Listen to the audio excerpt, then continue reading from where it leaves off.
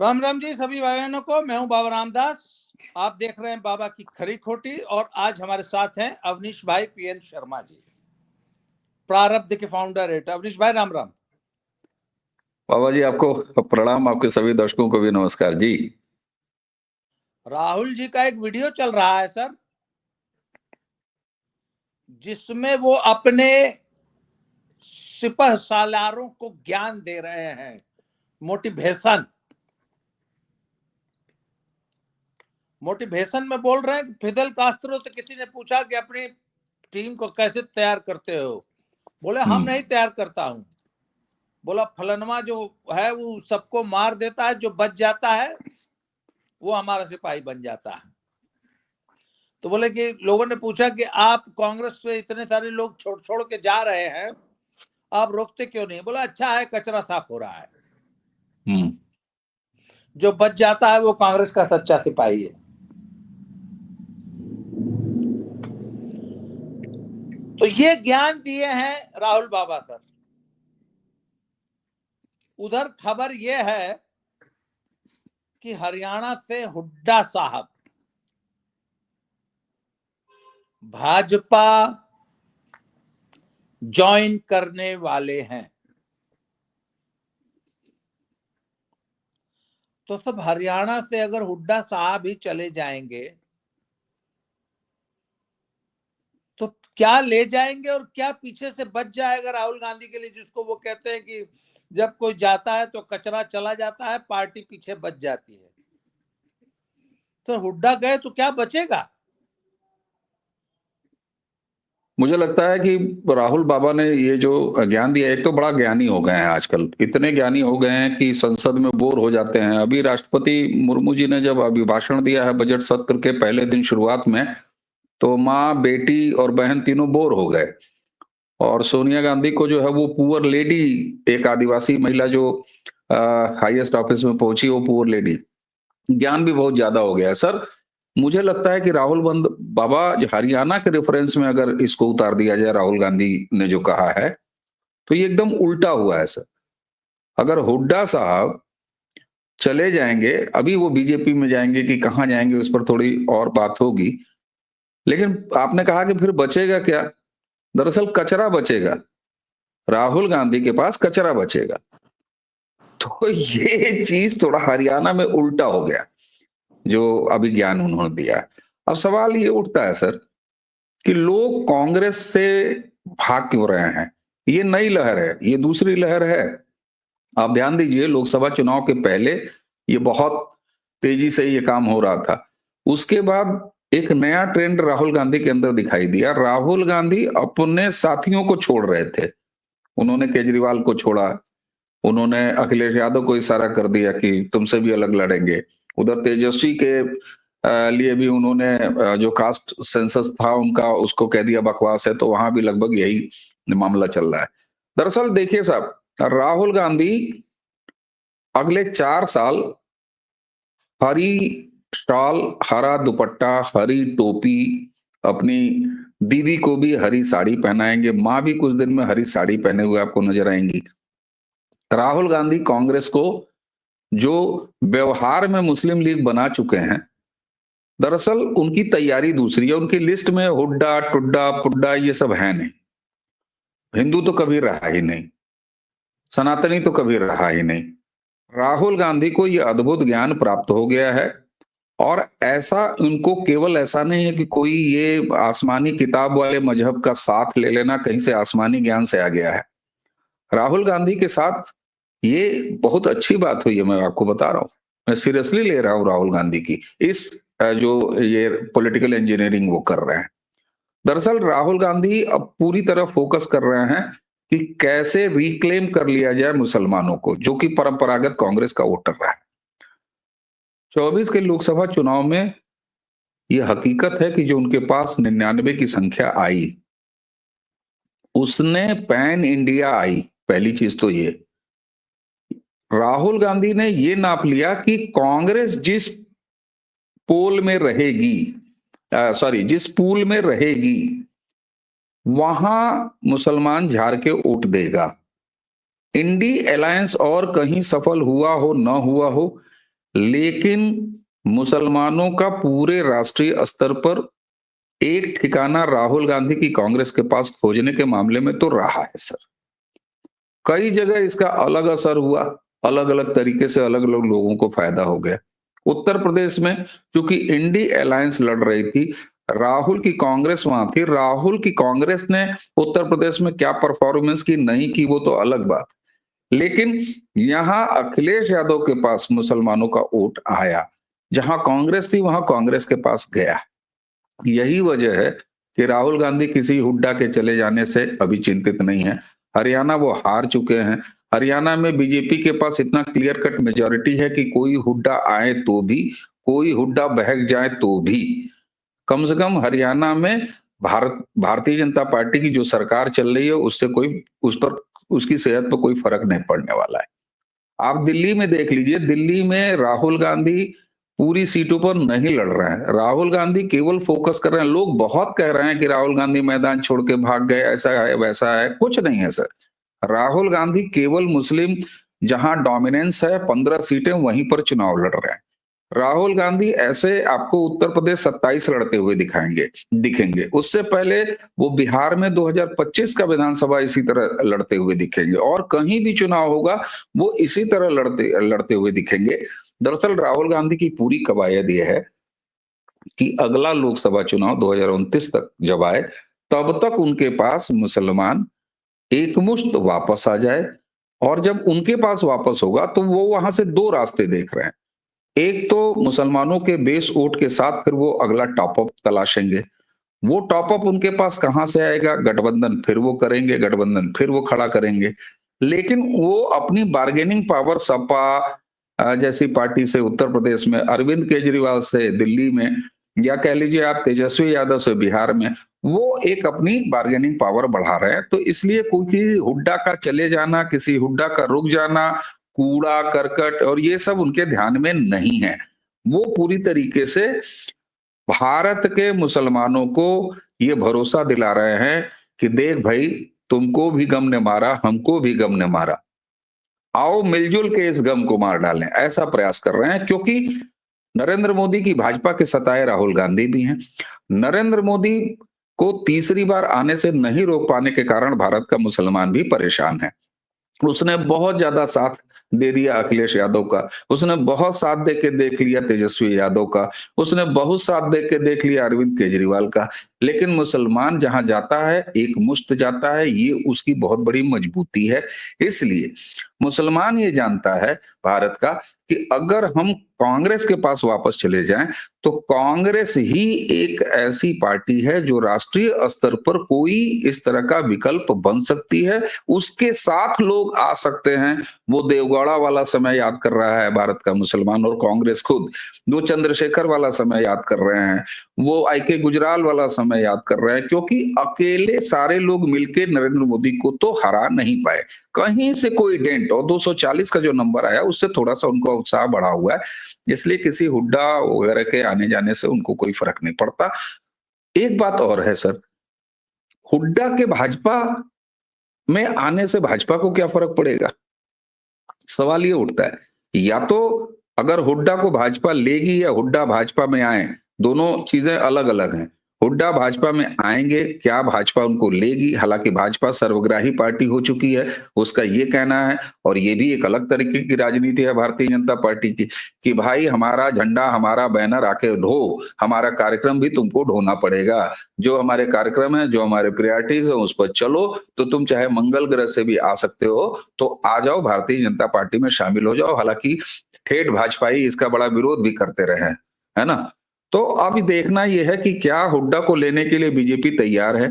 मुझे लगता है कि बीजेपी को बहुत ज्यादा परेशानी नहीं होगी। जिस तरीके से बीजेपी अपने दरवाजे खोल के रखती है, भले उसके हार्डकोर समर्थक, उसके नेता उसका इस पॉलिसी का विरोध करें, लेकिन अगर हुड्डा आ गए तो हरियाणा में बीजेपी अगर दरवाजे खोल देगी, तो मुझे लगता है कि केवल इस वजह से खोल सकती है कि कम से कम हरियाणा एक राज्य जो है वो कांग्रेस मुक्त हो जाए।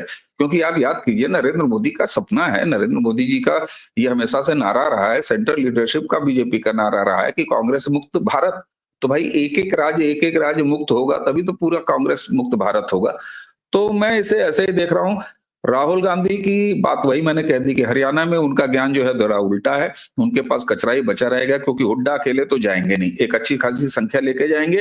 हरियाणा जी में जी और कोई क्षेत्रीय दल बचा नहीं है, उसका कोई जी। अस्तित्व बचा नहीं है, तो फिर और कोई बचेगा नहीं। अवनीश भाई, आपने दो बातें कही। आपने कही कि भाई आज परिवार को मजा नहीं आया संसद की कार्यवाही में। राष्ट्रपति महामहिम का आज भाषण था। हाँ, नाच नौटंकी कुछ हुआ नहीं, मजा नहीं आया उनको। मजा ऐसे लग नहीं रहा था आया। जैसे क्लब में गए थे भाई साहब लोग। नहीं सर, नहीं नहीं, देखिए सर, वो एक तो चुटकुला है कि वो एक घोड़ी में जोत दिया था घोड़ी को तांगे में, तो थोड़ी दूर बाद जाके तांगे वाला उसके रुक सामने जाता। डांस करता था तो चलती थी। तो उसने बोला ये क्या कर रहा है बे?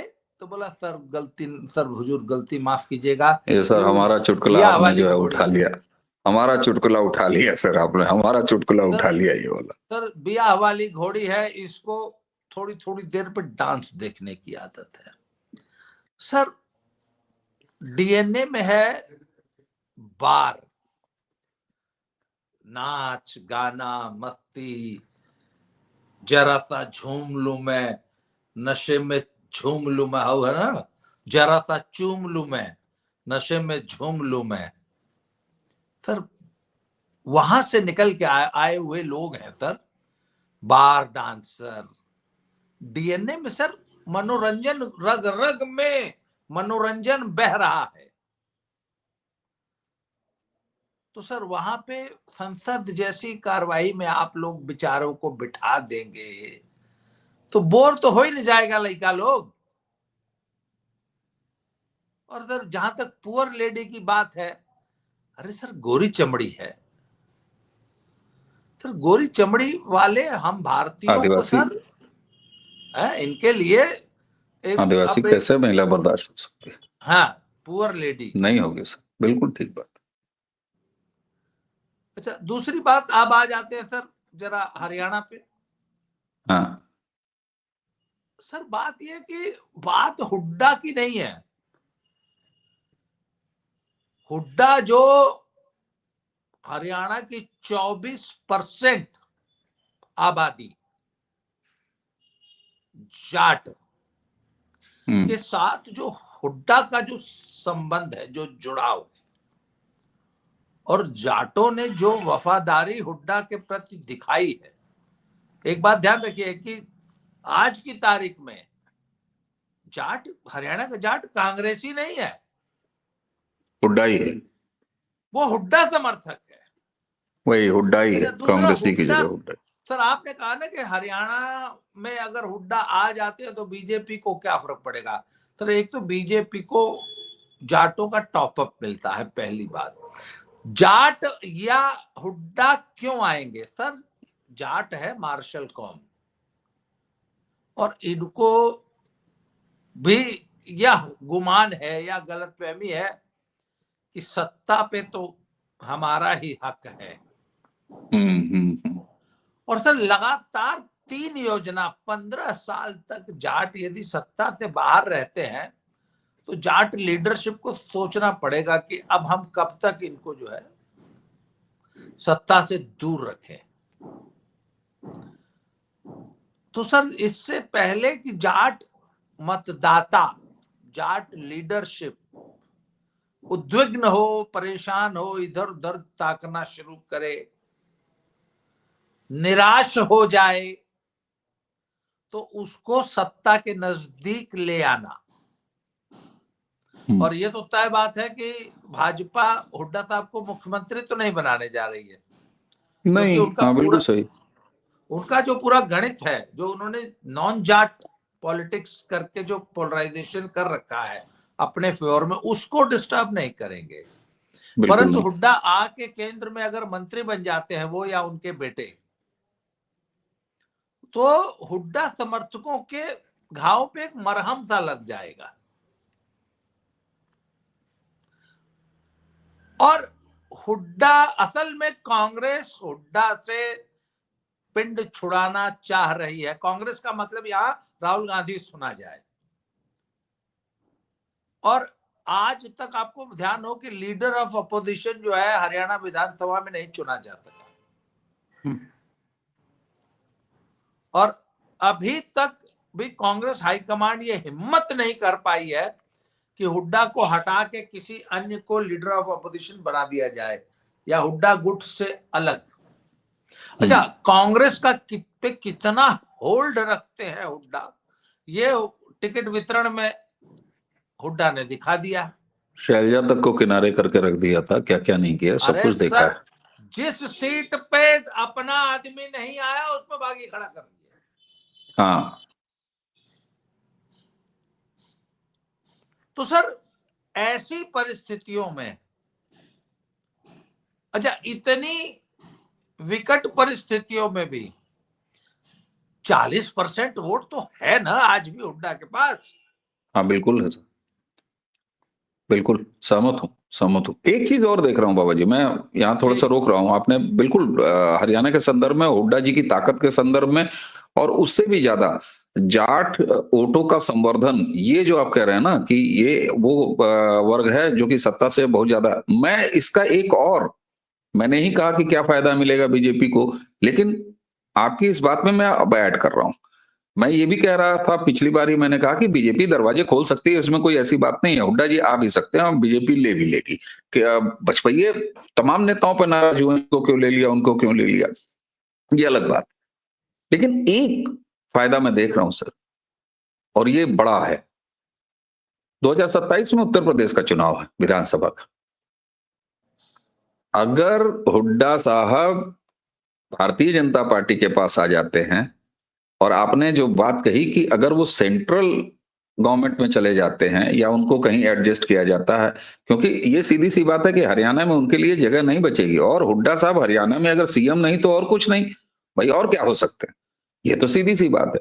तो अगर वो बीजेपी के साथ आएंगे तो उनका जो कद है, और हरियाणा में बीजेपी अपनी सोशल इंजीनियरिंग को बिल्कुल नहीं बिगाड़ना चाहेगी, तो इसलिए उनकी जगह बनती है सेंटर में। और सेंटर में अगर जगह बनी और बीजेपी के नजदीक आया हरियाणा का जाट, तो उसका सीधा असर पश्चिमी उत्तर प्रदेश में पड़ेगा, जाट लैंड में पड़ेगा। न सिर्फ पश्चिमी उत्तर प्रदेश, बल्कि पूरा ब्रज का जो आपका इलाका है, मथुरा और ये सारा जो है, पूरा जो जाट बेल्ट है। तो यहाँ 2027 के नजरिए से उत्तर प्रदेश का जो चुनाव है उसमें बहुत ज्यादा फर्क पड़ेगा, क्योंकि अगर हुड्डा जी इस समय आते हैं तो हरियाणा का चुनाव तो बहुत दूर है, अभी अभी सरकार बनी है, भाई कितने दिन हो गया, लेकिन ये कम से कम है कि उत्तर प्रदेश में इसका सीधे सीधे असर दिखाई दे जाएगा, और ये बीजेपी के लिए बड़ा प्लस होगा। और अखिलेश यादव की क्या हाल होगा ये तो मैं नहीं जानता, कांग्रेस का क्या हाल होगा ये भी मैं नहीं जानता, लेकिन कंसोलिडेट कर देंगे हुड्डा जी, क्योंकि ये कौम जो है ना, ये जाट जो बिरादरी है, ये बिरादरी भी एक तो पार्टी, आपने कहा ना कि कांग्रेसी नहीं है जाट, वो हुड्डा का समर्थक है। तो ऐसे में वो हरियाणा छोड़ के उत्तर प्रदेश में भी वो कंसोलिडेट होगा कि हमारे एक बड़े नेता वो बीजेपी के पास चले गए। भाई उत्तर प्रदेश में कम से कम कोई ऐसा जाट नेता नहीं है जो हुड्डा के कद के बराबर हो। हुड्डा साहब अगर भाजपाई हो जाते हैं तो वो भले हरियाणा में हो, सेंट्रल गवर्नमेंट में चले जाएं, लेकिन वो अचानक, भाई यहाँ पर चौधरी अजीत सिंह का परिवार जो है वो ठीक है, लेकिन आप देख लीजिए तो हुड्डा उन साहब की फिगर उनसे बहुत बड़ी है। तो मुझे लगता है कि ये एक बड़ा फायदा हो सकता है बीजेपी के लिए, और ये आधार भी बन सकता है कि हुड्डा साहब को वेलकम कर लिया जाए। उसका सर ये बात एक तो है। पहलू और है बड़ा जबरदस्त, उस पर मैं आपका ध्यान आकृष्ट करना चाहूंगा। इस वक्त चल रही है हिंदुत्व की लहर भारत में, और कांग्रेस में पूरी कोशिश रही है कि अगर जाटों को लंबे समय तक कांग्रेस से जोड़े रखना है तो इनको इनकी हिंदुत्व की आइडेंटिटी से दूर करके जाट होने की आइडेंटिटी को इस्टेब्लिश कर दो, सामने लाया जाए, उभारा जाए। बहुत बड़ी बात, बहुत बड़ी बात। सर जाट, इसके विपरीत जाट बहुत कट्टर हिंदू हैं। सर आज की तारीख में खालिस्तानियों के पिछवाड़े में अगर बांस करने वाली कोई एक कौम है तो चाहे वो ऑस्ट्रेलिया हो, चाहे न्यूजीलैंड चाहे हो, कनाडा चाहे हो, कहीं देख इंग्लैंड हो, लीजिए, चाहे अमेरिका हो एकदम और चाहे एकदम कनाडा हो, वो एकदम है सर, हरियाणा के जाट। बिल्कुल कि बिल्कुल अगर सर, तुम भारतीय ध्वज का अपमान करोगे तो हमसे बुरा कोई नहीं होगा। कोई नहीं हो, एकदम सही है। तो अरे सर, जाटों में सर ये बाहर की बात हिंदुत्व छोड़ और दीजिए, राष्ट्रवाद। सर बाहर की बात छोड़ दीजिए, मैं कहता हूं बाहर की बात छोड़ दीजिए, हरियाणा में, हरियाणा के विधानसभा चुनाव में जो कुछ करके दिखाया है, उसने कितना बड़ा ब्रेक लगाया है 4 जून के बाद जो एक माहौल बना, तो ये बिल्कुल ठीक बात है आपकी सर, एकदम ठीक बात। तो सर बात ये है कि इस बात को हुड्डा भी समझते हैं कि हम जाटों की हिंदुत्व की, हिंदू होने की आइडेंटिटी, उनका हिंदुत्व का स्वाभिमान और उनका प्रखर राष्ट्रवादी चरित्र, इससे हटा के उनको आर्टिफिशियल तरीके से कितने दिन हम सेक्युलर बना के रख पाएंगे। एकदम ठीक बात है सर, बिल्कुल ठीक बात। तो सर जाटों की स्वाभाविक गति, वो उनकी जो स्वाभाविक परिणति है, हाँ, वो प्रखर राष्ट्रवादी, प्रखर हिंदू, प्रखर भाजपाई, प्रखर संघी होना ही है। ठीक बात, बिल्कुल ठीक बात। इसलिए हुड्डा के पास अब कोई विकल्प ही नहीं है। नहीं। अगर हुड्डा समय से नहीं आए तो हुड्डा बन जाएंगे शोले के जेलर असरानी, और वोट बैंक सारा भाजपा में चला जाएगा। हुड्डा इस बात को समझ रहे हैं कि जाट अब हिंदू बनने से हम बहुत दिन तक नहीं, हिंदू बनने से मतलब उनको हम बहुत दिन सेक्युलर बना के नहीं रख पाएंगे। ठीक बात है सर, बिल्कुल सहमत। सर ये है असली पेंच। ठीक बात है सर, बिल्कुल बिल्कुल। और संभवतः इसीलिए भाजपा भी अपने दरवाजे खोलेगी और वेलकम करेगी। वो हुड्डा को नहीं ले रही है, वो पूरे देश के जाट को। बिल्कुल, मैंने इसीलिए कहा उत्तर प्रदेश वाला एग्जांपल भी मैंने इसीलिए आपको दिया। वो उत्तर प्रदेश का हो या पंजाब का हो, पंजाब का हो, बिल्कुल बिल्कुल बिल्कुल सर, बिल्कुल बिल्कुल। जाट को प्रखर हिंदू, सेक्युलर से हिंदू बनाने की ये प्रक्रिया है। अवनीश भाई आपने समय दिया सर, बहुत बहुत धन्यवाद। जय श्री राम, हर हर महादेव। नमस्कार sir. Thank you sir. Thank you.